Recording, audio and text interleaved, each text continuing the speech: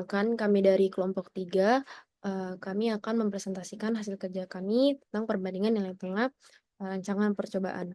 Sebelum itu, perkenalkan anggota kelompok, ada Cica Wulandari dengan NIM 07, dengan saya sendiri Novisa Wulandari NIM 059, ada Putria Auli Aziz NIM 025, ada Zulmukhisid NIM 051, ada Kak Ince Hani Nurul NIM 071, ada Mauren NIM 017, dan Vincent Paul 048.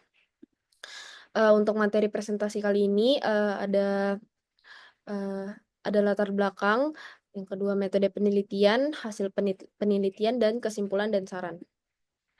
Oke, masuk ke latar belakang. Jadi beton merupakan salah satu bahan konstruksi utama yang banyak digunakan karena memiliki kekuatan tekan yang tinggi. Namun di sisi lain, beton memiliki kelemahan dalam hal kuat tarik dan duktilitas. Untuk mengatasi kelemahan tersebut, berbagai upaya dilakukan. Salah satunya dengan memodifikasi agregat campuran beton guna meningkatkan sifat mekanisnya, termasuk kuat tarik dan duktilitas material beton. Selanjutnya, penggunaan agregat campuran pada beton bertujuan menciptakan beton yang lebih ramah lingkungan dengan memanfaatkan limbah seperti cangkang kemiri. Cangkang kemiri merupakan salah satu limbah organik yang saat ini belum dimanfaatkan secara optimal dan dapat menimbulkan permasalahan lingkungan. Dengan teksturnya yang keras, cangkang kemiri memiliki potensi sebagai agregat kasar dalam pembuatan beton. Oleh karena itu, dalam penelitian ini, kita ingin mengevaluasi pengaruh penambahan agregat campuran cangkang kemiri terhadap kuat tekan beton.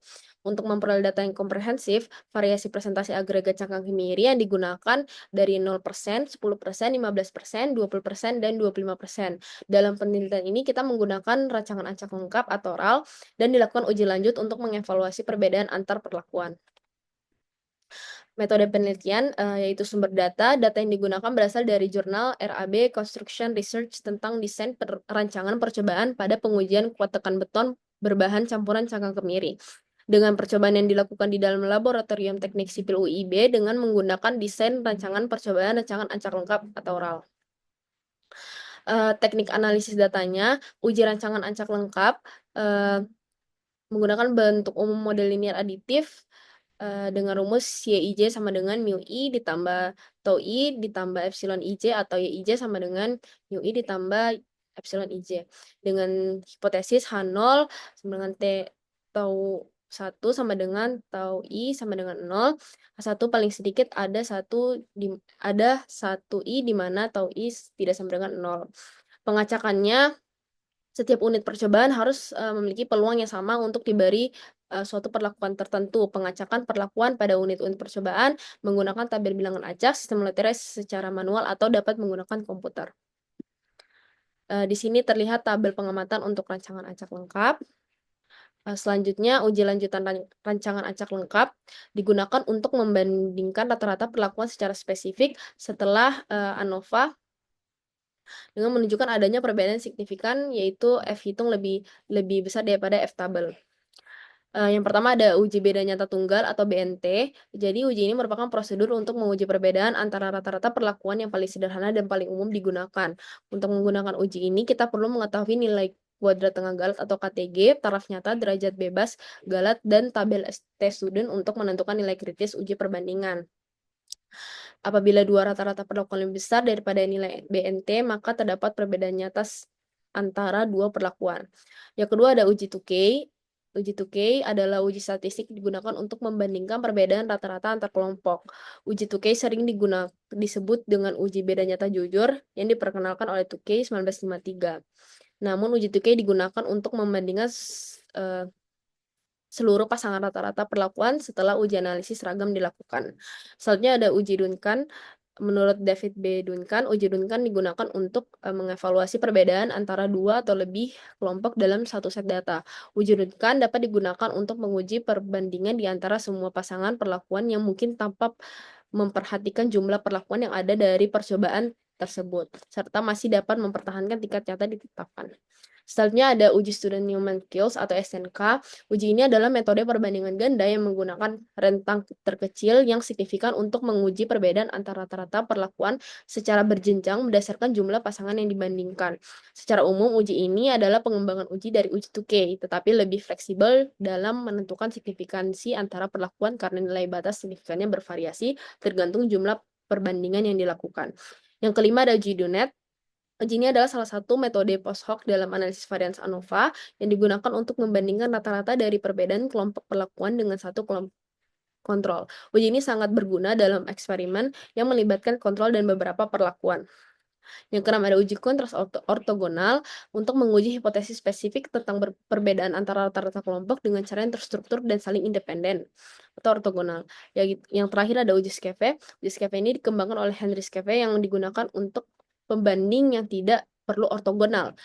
Uji ini mengontrol MER untuk setiap kontras termasuk pada perbandingan berpasangan. Prosedur pengujiannya memperbolehkan berbagai macam tipe pembandingan sehingga kurang sensitif dalam menemukan perbedaan nyata dibanding dengan prosedur pembanding lainnya.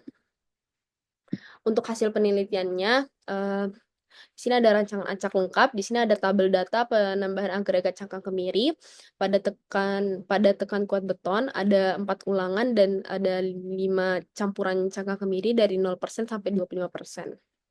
Selanjutnya kita membuat analisis seragam dengan menentukan FK dengan rumus tersebut, lalu JKT dan menghasilkan angka tersebut. Selanjutnya ada kita menentukan JKP-nya. Lanjut kita menentukan JKG yaitu JKT dikurang JKP. Dengan hasil tersebut, selanjutnya kita masukkan ke dalam tabel analisis seragam dengan menghasilkan F hitung 141,485 dan F tabelnya 3,06.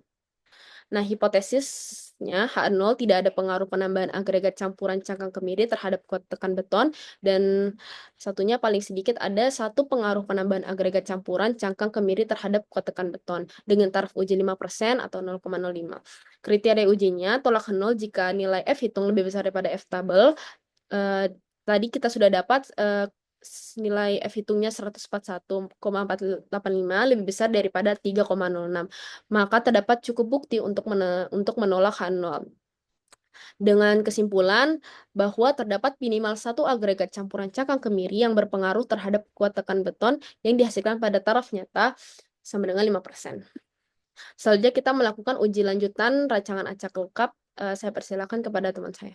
Uji pertama yaitu uji beda nyata terkecil atau uji BNT yang diperkenalkan oleh Fisher sehingga dikenal juga sebagai uji beda nyata terkecil Fisher atau Fisher's Least Significant Difference. Menentukan hipotesis H0 yaitu mu A sama dengan mu N, artinya tidak terdapat perbedaan yang nyata antara perlakuan campuran cangkang kemiri terhadap kuat tekan beton. Sedangkan H1 yaitu mu A tidak sama dengan mu N, artinya terdapat perbedaan nyata antara perlakuan campuran cangkang kemiri terhadap kuat tekan beton. Lalu langkah kedua kita menghitung nilai BNT-nya dengan mencari nilai T tabel dengan T alfa per 2 dengan nilai derajat bebas galat dikalikan dengan akar 2 kuadrat tengah galat per banyaknya pengulangan atau R.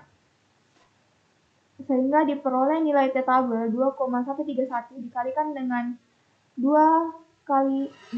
akar 2 kali 127,09 per 4 diperoleh nilai 7,98. Lalu kita kalikan T tabel tadi dengan 7,98 sehingga diperoleh nilai 17,1.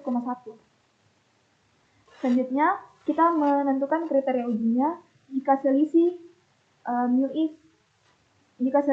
I dan mu J lebih besar daripada 17,1, maka kita menolak H0, artinya itu berbeda nyata.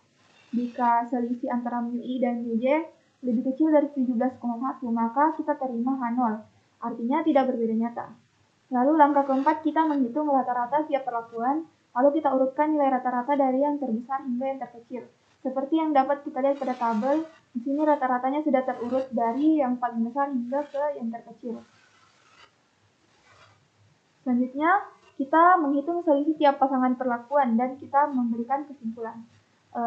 Untuk menghitung selisih, kita mulai dari menghitung selisih 0%. Kita hitung dengan membandingkannya dengan perlakuan setelahnya, yaitu 0% dengan 10%, 0% dengan 15%, 0% dengan 20%, dan 0% dengan 25%. Sehingga diperoleh hasil yang cukup mirip, yaitu semuanya lebih besar dari nilai BNT-nya atau 17,1. sehingga kita menolak H0. Ini berarti terdapat perbedaannya nyata antara penambahan agregat campuran cangkang kemiri 0% dengan perlakuan yang lainnya. Lalu kita melakukan hal yang sama terhadap perlakuan 10%. Kita bandingkan 10% dengan 15%, dengan 20%, dan dengan 25%. Kita hitung selisihnya sehingga diperoleh nilai yang cukup bervariasi ya. Di sini terlihat bahwa campuran cangkang kemiri 10% dan penambahan agregat campuran cangkang kemiri 15% itu selisihnya 14,8325 yang lebih kecil dari nilai BNT atau 17,1, sehingga kita menerima H0. Ini berarti tidak terdapat perbedaan yang cukup nyata antara penambahan agregat campuran cangkang kemiri 10% dan 15%. Lalu untuk campuran cangkang kemiri 10% dan 20% itu lebih besar dari nilai BNT, yang berarti terdapat perbedaan nyata antara penambahan agregat campuran cangkang kemiri 10% dan 20%. Sedangkan untuk 10% dan 25% itu selisihnya 43,855 yang lebih besar juga dari nilai BNT, yang berarti terdapat perbedaan nyata antara penambahan agregat campuran cangkang kemiri 10% dan 25%. Lanjut ke perlakuan berikutnya, itu 15%, kita bandingkan dengan perlakuan 20% dan 25%, sehingga diperoleh hasil untuk 15% dan 20% itu lebih besar dari nilai BNT, sehingga H0 ditolak, yang berarti terdapat perbedaan nyata antara penambahan agregat campuran cangkang kemiri 15% dan 20%. Lalu untuk campuran cangkang kemiri 15% dan 25% itu lebih besar juga dari nilai BNT-nya, yang berarti terdapat perbedaan nyata.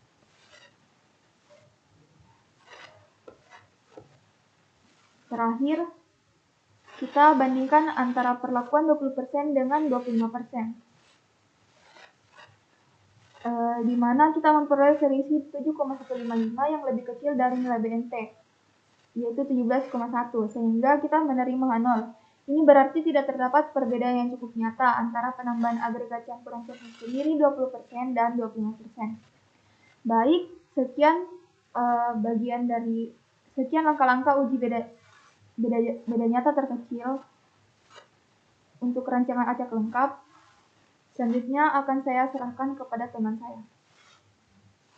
Nah, seperti kita lihat bahwa terlebih dahulu kita harus menentukan hipotesis uji tukai HSD atau BNJ-nya.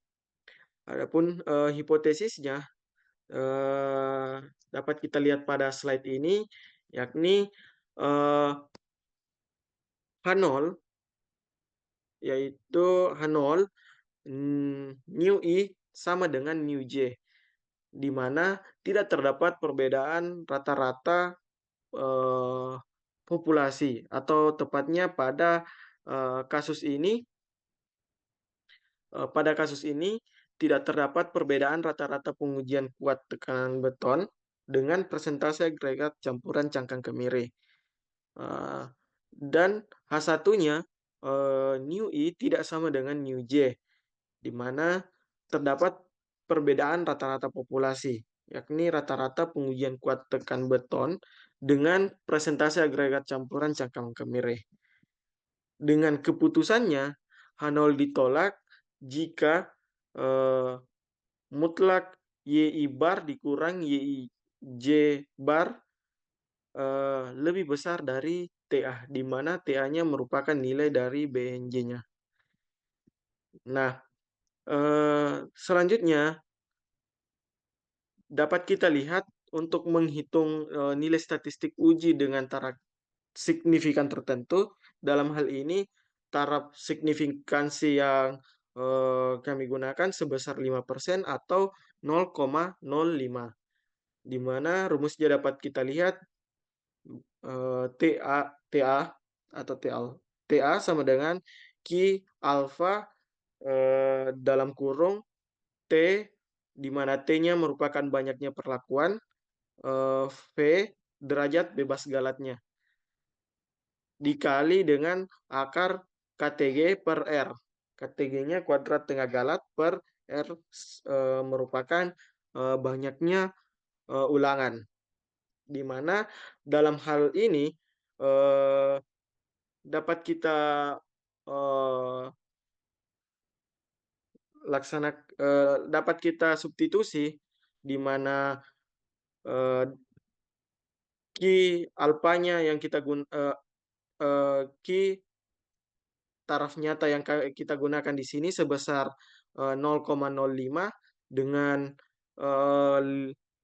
dengan T-nya yaitu banyaknya perlakuan sebesar 5, banyaknya perlakuan yaitu ada 5, V-nya merupakan derajat bebas galat di mana derajat bebas galat sebanyak 15 yaitu 15 sehingga kita dapatkan 4,37.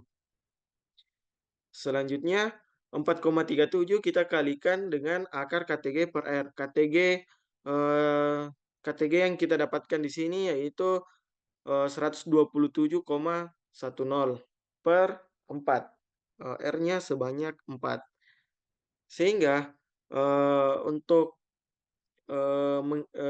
perhitungan nilai statistik uji dengan taraf signifikansinya adalah TA sama dengan 24,63. Nah, selanjutnya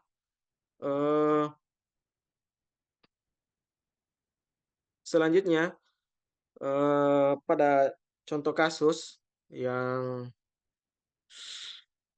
sudah diolah, di mana sebelumnya telah diolah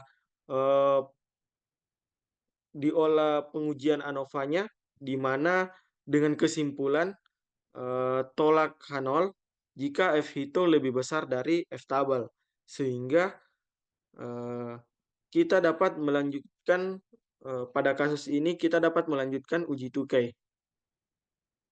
Nah, dalam melakukan pengujian terhadap tiap pasangan populasi dengan menghitung nilai mutlak dari selisih rata-rata masing-masing populasi. Di mana jika nu I dikurang nu J, mutlak nu I dikurang nu J lebih besar dari TA, maka hasil uji menjadi nyata. Namun jika mutlak nu I dikurang nu J lebih kecil sama TA, maka hasil ujinya menjadi tidak nyata.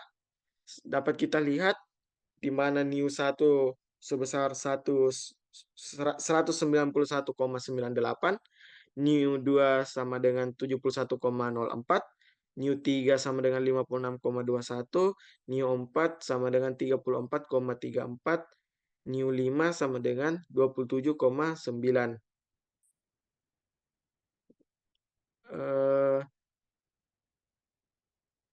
Dapat kita lihat tabelnya bahwa pada nu 1 dikurang nu 2, mutlak nu 1 kurang nu 2 lebih besar TA. Keterangannya adalah tolak H0 sampai seterusnya pada nu 4 dikurang nu 5 lebih besar TA, gagal tolak H0. Nah, selanjutnya pada uji tukai kita akan memberikan notasi terhadap tiap pasangan populasi, di mana untuk menghitung perbedaan di antara perlakuan, untuk menentukan rata-rata perlakuan, mana yang sama dan mana yang berbeda. Salah satu caranya adalah dengan memberikan notasi huruf pada nilai rata-rata tersebut, di mana TA sama dengan 24,63, sehingga dengan demikian diperoleh pemberian notasinya. Yang terlebih dahulu kita urutkan perlakuannya dari yang terbesar ke terkecil. Atau ratanya kita urutkan dari yang terkecil ke terbesar. Nah, dapat kita lihat perlakuan 25% dengan rataannya 27,19, notasinya A. Perlakuan dengan 20%, rataan rataannya 34,34, notasinya A. Perlakuan 15% dengan rataan 56,21, notasinya B. Perlakuan 10% rataan 71,04, notasinya B. Dan perlakuan 0% rataannya 191,98 dengan notasi C. Nah, maka berdasarkan hasil uji lanjut UKHSD dengan tingkat signifikansi 5% dan nilai BNJ sebesar 24,63, diperoleh kesimpulan bahwa perlakuan dengan campuran cangkang kemiri kilogram per sentimeter kubik 25% dan 20% tidak menunjukkan perbedaan rata-rata yang nyata, sehingga keduanya diberi notasi huruf yang sama, yaitu huruf A atau notasi A. Kemudian perlakuan dengan campuran cangkang kemiri pada 15% dan 10% juga tidak menunjukkan perbedaan rata-rata yang nyata satu sama lain, sehingga keduanya diberi notasi huruf yang sama, yaitu notasi B. Selanjutnya, perlakuan 0% menunjukkan rata-rata yang berbeda nyata dengan semua perlakuan lainnya, sehingga diberikan notasi huruf yang berbeda. Namun, perlakuan campuran cangkang kemiri 15% dan 10% karena perbedaan rata-rata melebihi nilai BNJ, sehingga notasinya berbeda. Nah, terdapat 3 kelompok perlakuan yang berbeda nyata satu sama lain, di mana kelompok perlakuan 25% dan 20% notasinya A memiliki rata-rata yang tidak berbeda nyata. Yang kedua, kelompok perlakuan 15% dan 10% notasi B juga memiliki rata-rata yang tidak berbeda nyata. Dan perlakuan 0% notasi C berbeda nyata dengan semua perlakuan lainnya karena rata-rata yang jauh lebih tinggi. Dengan demikian, campuran cangkang kemiri yang lebih rendah, yaitu 15% dan 10%, cenderung memberikan hasil yang berbeda signifikan dibandingkan campuran cangkang kemiri 0%. Sedangkan campuran cangkang kemiri 25% dan 20% menghasilkan rata-rata yang tidak berbeda jauh. Nah, selanjutnya saya berikan kepada pembahasan uji selanjutnya, yaitu uji Duncan. Nah, oke. Setelah itu kita akan masuk pada uji Duncan. Nah, uji Duncan di sini kita ingin melihat analisis pengaruh penambahan agregat campuran cangkang kemiri terhadap kuat tekan beton menggunakan rancangan acak lengkap. Nah, rumus dari uji Duncan yaitu RP sama dengan R alfa dikali perlakuan R alfa dengan perlakuan dengan derajat bebas dikali dengan SC bar. SC bar di sini adalah akar dari KTG per R. Yang di sini kita menggunakan tabel Duncan, di mana nilai SC barnya itu akar dari 127,07 per 4, maka diperoleh 5,636. Nah, langkah selanjutnya, karena pada uji Duncan itu dia menguji perbandingan antara semua perlakuan yang mungkin, maka kita perlu membuat tabel uji Duncan, yang mana di sini P ini adalah perlakuan dengan jarak dimulai dari 2 sampai dengan 5. R alfa alfa yang digunakan adalah 0,05, perlakuan kedua derajat bebas galat itu 15 berdasarkan dari tabel ANOVA, maka diperoleh 3,014 3,014 3160 sampai seterusnya itu diperoleh dari tabel Duncan. Nah, langkah selanjutnya adalah SC rata-rata. SC rata-rata ini pada langkah sebelumnya sudah diperoleh, yaitu akar KTG dibagi dengan R. Nah, untuk nilai RP ini diperoleh dari tabel Duncan dikali dengan SC rata-rata. 3,014 dikali dengan 5,636 sehingga diperoleh 16,9869. Begitu pula seterusnya sehingga diperoleh 18,66643. Nah, langkah selanjutnya adalah menentukan penamaan huruf untuk uji Duncan. Nah, sebelum menentukan penamaan huruf, terlebih dahulu kita akan mengurutkan dari yang terbesar atau dari terbesar ke terkecil. Saya izin share screen menggunakan Excel.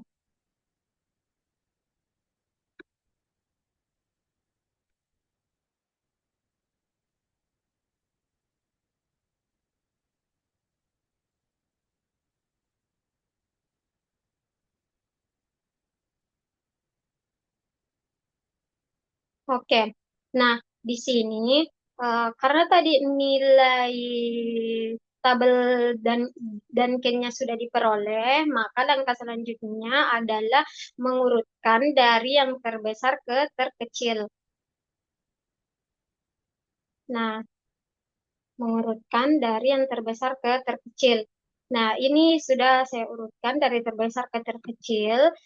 Terus kita menghitung selisih dari masing-masing perlakuan. Misal, perlakuan satu dengan satu dengan dirinya sendiri, satu dengan dua, satu dengan tiga, sampai dengan satu dengan lima. Kemudian perlakuan dua dengan tiga, dua dengan empat, dua dengan lima, tiga dengan empat, tiga dengan lima, empat dengan lima, sampai seterusnya. Setelah mendapatkan nilai selisihnya, setelah mendapatkan nilai selisihnya dari masing-masing perlakuan, kita akan membuat garis atau menarik garis. Di sini mengapa penarikan garis itu dilihat dari nilai selisih dengan nilai RP-nya. Karena di sini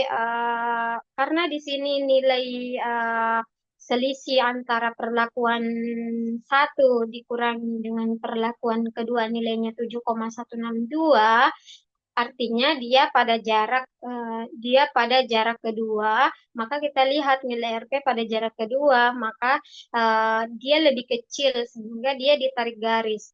Kemudian kita lihat pada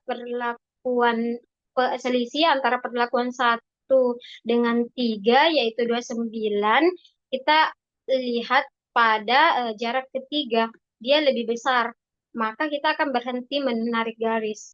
Penarikan garis dilihat ketika nilai selisih itu harus lebih kecil atau kurang dari nilai RP.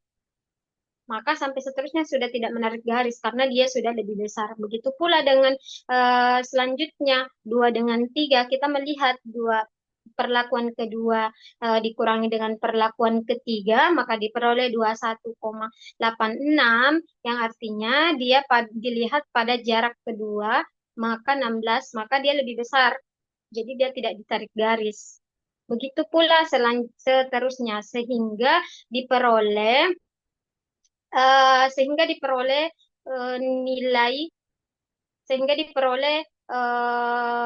penamaan hurufnya A, B, B, C, dan kita melihat berdasarkan penamaan huruf tersebut yang berbeda nyata atau signifikan itu hanya C. Dia ya hanya C yang berbeda secara signifikan.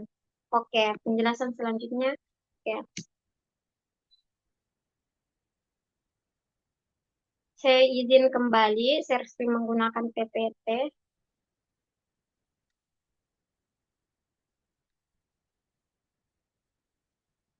Oke, selanjutnya yaitu setelah kita memperoleh penamaan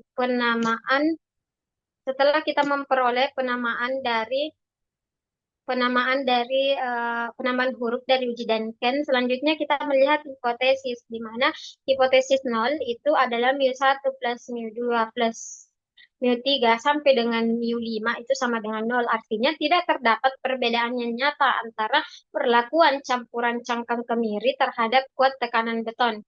Dan satunya adalah mu A tidak sama dengan mu N, yang mana terdapat perbedaan nyata antara perlakuan campuran cangkang kemiri terhadap kuat tekanan beton. Sehingga bisa disimpulkan bahwa hasil uji Duncan menunjukkan adanya perbedaan yang signifikan, adanya perbedaan yang signifikan dalam kuat tekanan beton berdasarkan campuran cangkang kemiri. Artinya, kelompok perlakuan dengan huruf yang sama tidak memiliki perbedaan nyata. Sementara kelompok dengan huruf berbeda menunjukkan dia perbedaan signifikan. Semakin besar perbedaan hurufnya, maka semakin besar pengaruhnya terhadap kuat tekanan beton. Oleh karena itu, pemilihan cangkang agregat yang optimal harus mempertimbangkan kelompok dengan nilai kuat tekanan terbaik sesuai dengan kebutuhan dari konstruksi. Baik, pada kesempatan kali ini saya akan menjelaskan materi yang akan saya bawakan, yaitu uji student Newman Kills yang bisa disingkat dengan SNK. Maka dari itu kita akan langsung masuk kepada metode itu sendiri, yaitu metode SNK. Sebelum saya menjelaskan prosedur-prosedur pada uji SNK tersebut, uji SNK ini pada dasarnya hampir sama dengan uji Duncan. Namun yang membedakan SNK dengan Duncan itu yaitu pada uji Duncan kita menggunakan tabel T-student, sedangkan pada uji student Newman Goals atau SNK ini kita menggunakan tabel 2K, di mana itu untuk DB-nya sendiri nanti pada saat kita mencari nilainya akan berbeda daripada nilai T-student. Nah, untuk yang pertama itu, langkah pertamanya kita urutkan nilai tengah perlakuan dari yang terkecil hingga ke terbesar. Nah, kita tuh untuk gampangnya, kita akan mengurutkan yang terkecil dulu hingga ke terbesarnya. Ini tuh apa sih? Ini tuh adalah rata-rata dari baris ulangannya. Jadi ini untuk misalnya ini untuk 27,69, yaitu adalah rata-rata dari ulangan perlakuan 25%. Di mana ini semua dijumlahkan dan juga akan dibagi 4, maka hasilnya akan 27,69. Begitu juga dan seterusnya. Dan itu urutkan dari yang terkecil hingga yang terbesar. Yang kedua, kita menghitung galat baku dari nilai tengah perlakuan SY. Sebenarnya untuk nilai menghitung galat baku ini eh, terdapat dua cara, terdapat dua kondisi saat kita menghitung ini. Saya menggunakan rumus ini dikarenakan hanya menggunakan yang pada contoh kasus yang kami lakukan ini hanya menggunakan satu percobaan, di mana untuk satu percobaan saya menggunakan rumus ini. Dengan kondisi dan ini juga bisa dilakukan dengan jika memiliki dua percobaan, namun dengan kondisi ulangan dan perlakuannya sama gitu. Misalnya percobaan 1 dan percobaan 2 memiliki ulangan dan percobaan yang sama. Eh, Mereka tuh sama berduanya. Sedangkan untuk rumus yang selanjutnya kita menggunakan faktor ubah. Itu kondisinya di mana jika pada dua percobaan ini mereka memiliki pengulangan dan juga perlakuan yang berbeda. Contohnya pada rancangan 1 memiliki perlakuan 5 dan ulangan 4, pada percobaan 2 memiliki ulangan 5 dan perlakuan 4, ya. Maka di situ menggunakan faktor ubah itu sendiri. Selanjutnya yang ketiga, tentukan nilai wilayah nyata student untuk taraf nyata 5% dengan DB Galat 15. Nah, ini seperti saya bilang, di mana kita mendapatkan nilai-nilai ini?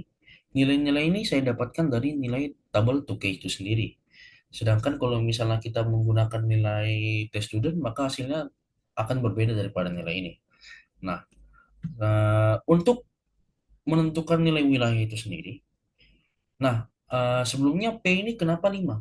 Karena untuk kondisinya P ini kita P dengan kondisinya itu P dikurangin 1 gitu. Jadi ini tergantung dengan perlakuan yang kita miliki. Di sini kan hanya ada 4 kan. Nah, jadi untuk setiap percobaan pada SNK ini, jika kita ingin mencari wilayah nyata studentnya, maka untuk P-nya akan dikurangin dengan 1. Contohnya misalnya kita memiliki perlakuan sebanyak 6, maka di sini kita akan mendapatkan 5 P-nya. Dan P-nya itu akan dimulai dari 2. Karena untuk di tabel 2K sendiri itu tidak ada P sama dengan 1. Nah, itu akan dimulai dari 2. Selanjutnya, kita bandingkan wilayah antara nilai tengah perlakuan dengan wilayah nyata terpendek yang sesuai. Di mana saya mendapatkan ini semua? Sebelumnya itu, kita akan memasukkan dulu perlakuan dan juga rata-ratanya. Yang jelas kan kita harus mengetahui ini untuk rata-rata 27,69 itu untuk perlakuan siapa begitu. Nah, yang pada langkah yang pertama tadi itu kan kita mengurutkan dari yang terkecil hingga yang terbesar. Sudah, oke. Yang kedua, kita akan menentukan jarak antara rata-rata itu, jarak antara nilai rata-ratanya. Nah, setiap baris ini memiliki harus kita tuliskan jarak rata-ratanya. Contohnya seperti ini. Pada perlakuan 25 pada awal di sini dan juga kolom sini, setiap kolom itu saya akan dikodekan. Namun kodenya itu memiliki pengkondisian gitu. Nanti akan saya jelaskan lagi. Contohnya di sini. Untuk pada tabel yang ini, pada kolom yang ini, kenapa di sini nol? Karena untuk jaraknya 27 sendiri itu kan 2769 di sini kan nggak ada jarak. Karena ini kan barisannya itu sendiri. Makanya di sini nol dan itu dikurangi dengan angka itu sendiri. Nah, untuk mengetahui ke bawahnya, karena kita memulai dari 25% di sini, 27,69, maka berakhir juga dengan dikurangi dengan 27,69. Contohnya pada barisan yang keduanya ini, 6,61 itu didapat dari 34,34 dikurangi 27,69. Makanya hasilnya 6,61. Begitu juga dengan 28,47. Di mana itu didapat dari 56,16 dikurang dengan 27,69. Maka hasilnya 28,47. Begitu juga dengan seterusnya. Pada seterusnya ini kan dimulai dari 20%. Nah, jadi ya kita mulai lagi dari 20% hingga ke bawah hingga menuju ke 0%. Di sini akan terus dengan 0.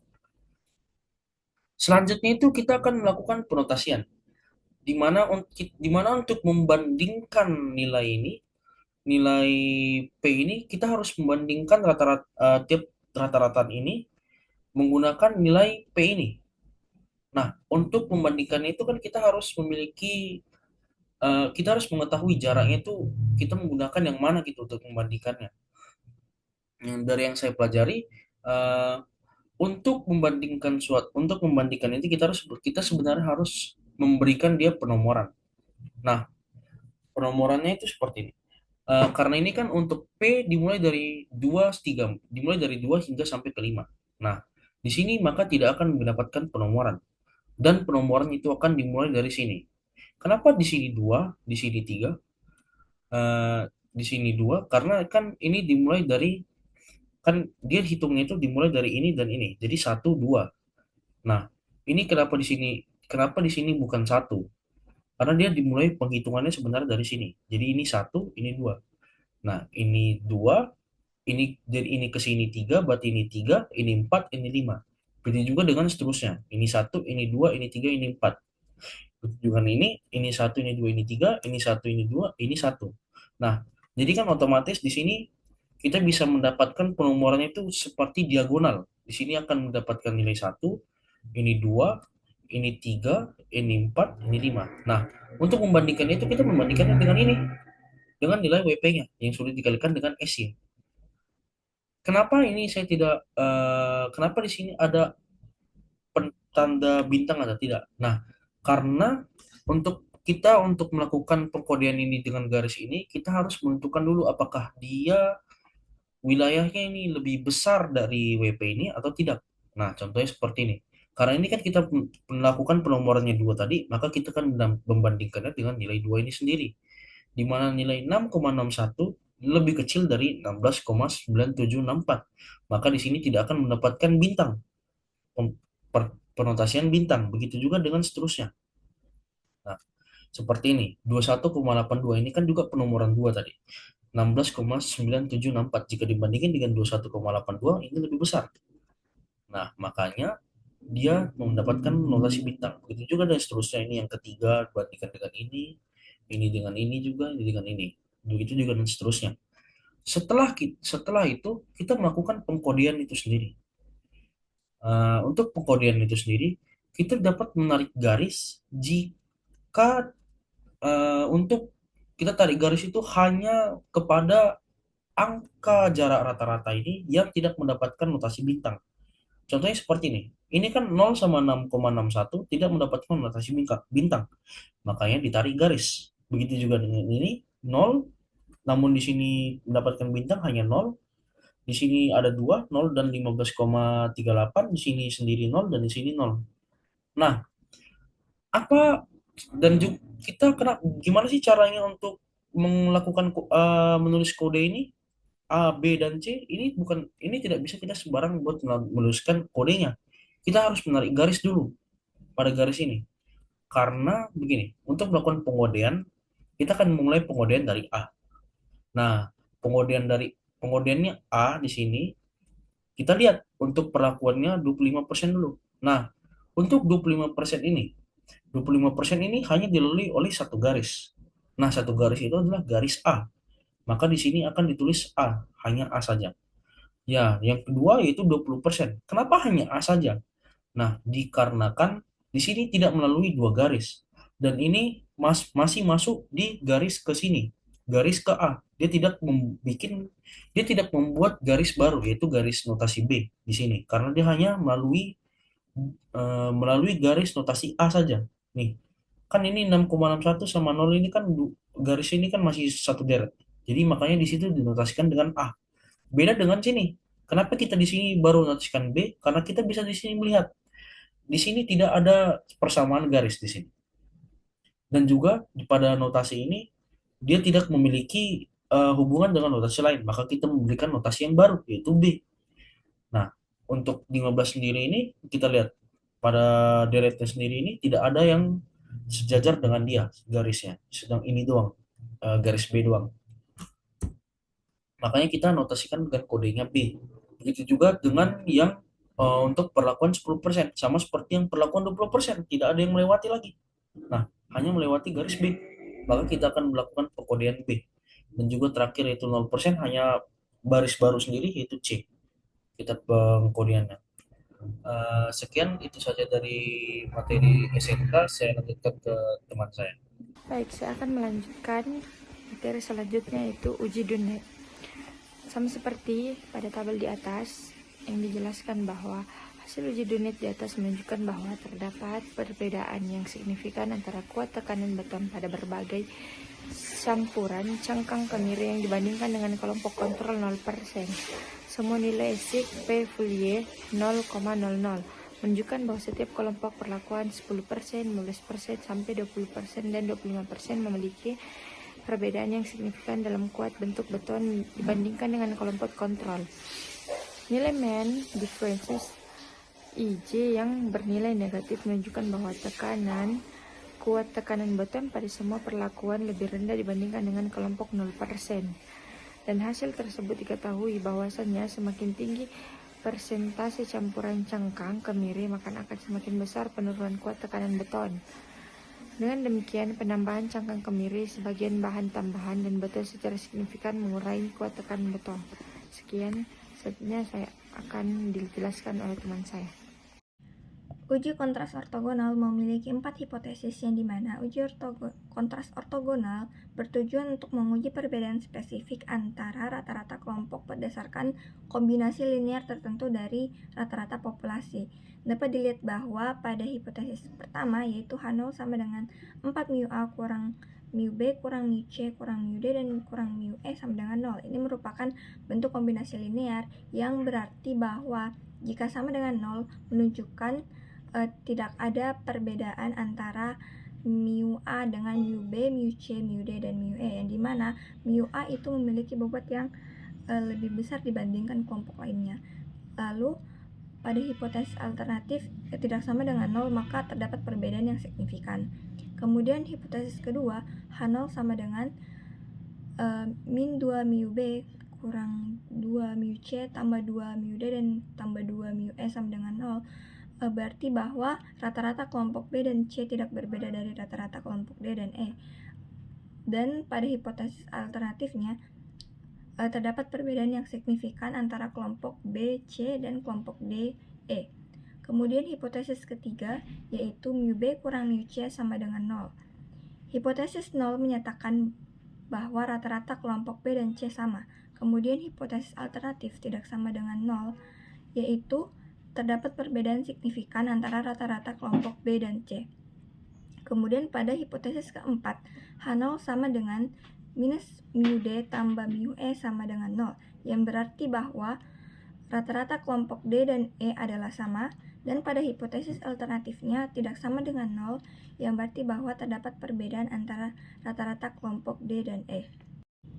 Selanjutnya kita akan membuat tabel kontras dengan memisalkan A adalah penambahan agregat campuran cangkang kemiri dengan persentase 0%, B dengan persentase 10%, C dengan persentase 15%, D dengan persentase 20%, dan E dengan persentase 25%. Di sini terlihat bahwa dalam tabel kontras harus memenuhi syarat, yaitu di setiap kontras penjumlahan koefisiennya harus sama dengan 0. Contohnya pada kontras pertama yaitu A versus B, C, D, E. Jika kita menjumlahkannya 4 dikurang 2, 4 dikurang 1, dikurang 1, dikurang 1, dan dikurang 1 akan sama dengan 0. Kemudian antara dua kontras dikatakan ortogonal jika perkalian koefisiennya dijumlahkan akan sama dengan 0. Contohnya pada kontras 1 dan kontras 2. Jika kita mengkalikan setiap koefisiennya dan kita jumlahkan, hasilnya akan 0. Yaitu contohnya 4 kali 0 ditambah minus 1 kali minus 2 ditambah minus 1 kali minus 2 ditambah minus 1 kali 2 ditambah minus 1 kali 2 itu akan sama dengan 0, sama halnya dengan antar kontras pada lainnya. Lalu kemudian di sini ada total perlakuan, yang dimana total perlakuan A yaitu 767,91,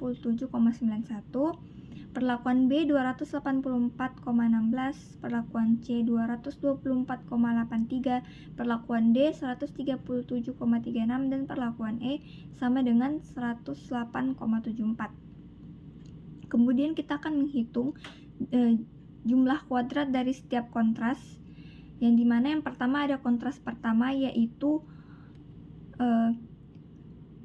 A versus B, C, D, E. Terlihat bahwa rumus jumlah kuadratnya yaitu kita menjumlahkan perkalian antara koefisien dikali dengan total perlakuannya, yang dimana total perlakuannya itu ada 5 perlakuan, sehingga kita akan mengalikannya hingga 5 perlakuan tersebut, kemudian kita kuadratkan. Lalu kita bagi dengan banyaknya ulangan, pada kasus ini 4, dan kita kali dengan jumlah kuadrat dari koefisiennya, yaitu 4 kuadrat ditambah min 1 kuadrat tambah min 1 kuadrat tambah min 1 kuadrat dan tambah min 1 kuadrat, yang dimana akan menghasilkan 67.080,0488. Sama halnya dengan rumus selanjutnya yaitu jumlah kuadrat kontras kedua, dan kita akan menghasilkan nilai yaitu 4.319,447. Jumlah kuadrat kontras ketiga yaitu 440,0061. Kontras keempat yaitu 102,388. Selanjutnya, dari hasil perhitungan jumlah kuadrat kontras dapat kita susun tabel analisis ragam uji dari ortogonal kontras, yang dimana untuk perlakuan telah kita dapatkan pada uji ragam sebelumnya, yang dimana perlakuannya itu jumlah kuadratnya 71.941,89, yang dimana ketika kita menjumlahkan semua jumlah kuadrat kontras 1, 2, 3, 4 itu akan menghasilkan nilai yang sama dengan jumlah kuadrat perlakuan. Kemudian kita mencari nilai kuadrat tengah. Kuadrat tengah perlakuannya itu 17.985,472, dan kuadrat tengah dari setiap jumlah kuadrat kontrasnya dapat dilihat pada nilai berikut dengan derajat bebasnya itu masing-masing 1. Kemudian galat dan totalnya itu telah dijelaskan di uji analisis ragam rancangan acak lengkap sebelumnya, sehingga nilainya adalah sebagai berikut, yaitu kuadrat tengah galatnya 127,098. Kemudian kita mencari F hitungnya, yang dimana F hitung untuk kontras pertama yaitu 26,389, kontras kedua 2,124, kontras ketiga 1,731, dan kontras keempat yaitu 0,403, yang dimana rumus dari F hitung ini adalah jumlah kuadrat tengah dari setiap kuadrat tengah dari setiap kontras kita bagi dengan kuadrat tengah Galat, sehingga akan menghasilkan F hitung sebagai berikut dan dibandingkan terhadap F tabel dengan taraf 0,05 atau 5% dengan pembilang 4 dan penyebut 15. Kemudian berdasarkan hasil F hitung kita dapat menginterpretasikan hasilnya, yaitu dengan taraf uji 5%. Yang pertama, hipotesis pertama itu kita menolak H0 karena F hitung lebih besar dari F tabel, yaitu 26,389 lebih besar dari 3,06, sehingga terdapat cukup bukti untuk menolak H0. Kesimpulannya, tekan kuat beton yang diberi penambahan agregat campuran cangkang kemiri 0% memiliki efek yang berbeda secara nyata dengan tekan kuat beton yang diberi penambahan agregat campuran cangkang kemiri 10%, 15%, 20%, dan 25%. Untuk hipotesis kedua antara BC versus DE, berdasarkan F hitung, yaitu F hitungnya lebih kecil dari F tabel, yaitu 2,124 lebih kecil dari 3,06, maka tidak terdapat cukup bukti untuk menolak H0. Kesimpulannya, tekan kuat beton dengan penambahan agregat campuran cangkang kemiri sebanyak 10% dan 15% tidak berbeda secara nyata dengan penambahan agregat campuran cangkang kemiri sebanyak 20% dan 25%. Kemudian pada hipotesis ketiga, yaitu antara rata-rata B dan C, F hitung lebih kecil dari F tabel, yaitu 1,731 lebih kecil dari 3,06, maka tidak terdapat cukup bukti untuk menolak H0. Sehingga kesimpulannya, tekan kuat beton dengan penambahan agregat campuran cangkang kemiri sebanyak 10% tidak berbeda secara nyata dengan penambahan agregat campuran cangkang kemiri sebanyak 15%. Lalu pada hipotesis keempat, yaitu rata-rata antara D dan E, F hitungnya adalah 0,403 yang dimana lebih kecil dari F tabel yang nilainya 3,06, maka tidak terdapat cukup bukti untuk menolak H0. Sehingga kesimpulannya, tekan kuat beton dengan penambahan agregat campuran cangkang kemiri sebanyak 20% tidak berbeda secara nyata dengan penambahan agregat campuran cangkang kemiri sebanyak 25%. Oke, selanjutnya yang terakhir ada uji Skeve. Nah, untuk hipotesisnya kita ingin membandingkan antara campuran cangkang kemiri 0% dengan kelompok cangkang kemiri 10%, 15%, 20%, dan 25%. Dengan H0-nya sama dengan Q1 sama dengan min 4 mu A ditambah mu B ditambah mu C ditambah mu D dan ditambah mu E sama dengan 0. Yang berarti tidak ada perbedaan antara rata-rata perlakuan. Selanjutnya ada H1 sama dengan Q1 sama dengan min 4 mu A ditambah mu B dan seterusnya tidak sama dengan 0. Artinya ada perbedaan antara rata-rata perlakuan A dengan kelompok BCDE. Selanjutnya kita menghitung Q1. Dengan rumus yang tadi sudah dijelaskan, kita masukkan rata-ratanya menghasilkan min 579,14. Selanjutnya kita menghitung nilai kritis V. Dengan rumus tersebut, kita menghasilkan 3,4989. Selanjutnya kita menghitung nilai galat baku SQ dengan rumus akar kat DG dikali sigma RI dikali CI pangkat 2 menghasilkan 90,28 dan nilai Skeve-nya kita kalikan V dikali SQ sama dengan 315,880. Karena nilai mutlak Q1 sama dengan 579,14 lebih besar daripada 3,15,880, maka H0 ditolak, yang artinya ada perbedaan antara rata-rata perlakuan A, campuran cangkang kemiri 0% dengan kelompok BCDE, campuran cangkang kemiri 10, 15, 20, dan 25%. Selanjutnya, kita ingin membandingkan antara rata-rata kelompok BC, yaitu campuran cangkang kemiri 10% dan 15%, dan kelompok DE, yaitu campuran cangkang kemiri 20% dan 25%. Dengan H0 sama dengan Q2 sama dengan 2 mu B tambah 2 mu C dikurang 2 mu D dikurang 2 mu E sama dengan 0, yang artinya tidak ada perbedaan antara rata-rata kelompok tersebut. Selanjutnya H1 sama dengan Q2 sama dengan 2 mu B dan seterusnya, yang artinya ada perbedaan antara rata-rata kelompok tersebut. Selanjutnya kita menghitung Q2 dengan rumus yang tadi sudah dijelaskan. Berarti sama dengan 131,44. Selanjutnya kita menghitung nilai kritis V yang menghasilkan 3,4989. Selanjutnya kita menghitung nilai galat baku SQ. Yang kedua, akar sama dengan akar KTG dikali sigma RI dikali CI pangkat 2 menghasilkan 90,19 dan nilai SKV-nya S-nya sama dengan 315,56. Nah, karena nilai mutlak Q2 sama dengan 131,44 lebih kecil daripada 315,56, maka dapat kita tarik kesimpulan yaitu H0 diterima, yang artinya tidak ada perbedaan antara rata-rata perlakuan BC campuran cangkang kemiri 10%, 15% dengan kelompok DE campuran cangkang kemiri 20 dan 25%. Nah, masuk ke penutup, kesimpulannya, penggunaan agregat campuran cangkang kemiri memberikan pengaruh terhadap kuat tekan beton. Hal ini ditunjukkan dari berbagai uji yang telah dilakukan, yaitu berdasarkan uji beda nyata tunggal, Tukey, Duncan, Student-Newman calculus atau SNK, kontras ortogonal, Skeve, dan Dunet. Berdasarkan uji tersebut dihasilkan kesimpulan yang sama, yaitu antara perlakuan kontrol sebelum penambahan cangkang kemiri dan terhadap masing-masing atau sekelompok penambahan 10%, 15%, 20%, dan 25%. Memiliki perbedaan yang nyata, sedangkan pada pengujian antara penambahan 10%, 15%, 20%, dan 25% memiliki variasi kesimpulan berdasarkan ujinya masing-masing. Untuk sarannya, berdasarkan penelitian yang telah dilakukan, terjadi penurunan kuat tekan beton dengan penambahan agregat campuran cangkang kemiri, sehingga untuk penelitian selanjutnya dapat menambahkan bahan akselerator pada campuran. Akselerator berfungsi mempercepat proses hidrasi semen sehingga beton mencapai kekuatan lebih cepat.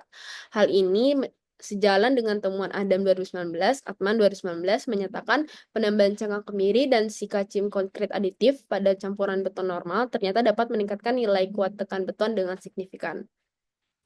Oke, itu saja dari kelompok 3. Mohon maaf bila ada salah kata. Wassalamualaikum warahmatullahi wabarakatuh.